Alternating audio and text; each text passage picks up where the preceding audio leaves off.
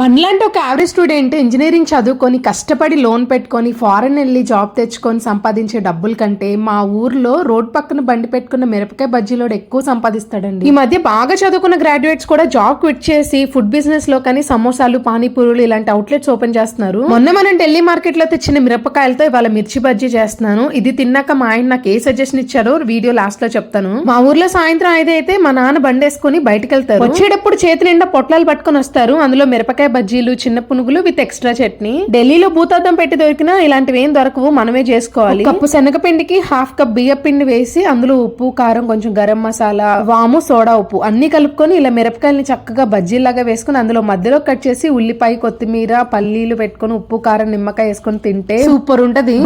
బాగుంది అనుకుంటూ తినేసాక మా ఆయన బజ్జీలు చేయడంలో ఎక్స్పెక్ట్ అయిపోయావు, బజ్జీలు బండి పెట్టుకుంటావా అంటున్నారు. మా ఊర్లో ఈ ఉల్లిపాయ బజ్జీ ఒక్కొక్కటి 10 రూపాయలు. ఎంతమందికి ఇష్టం ఉల్లిపాయ బజ్జీ కామెంట్ చేయండి.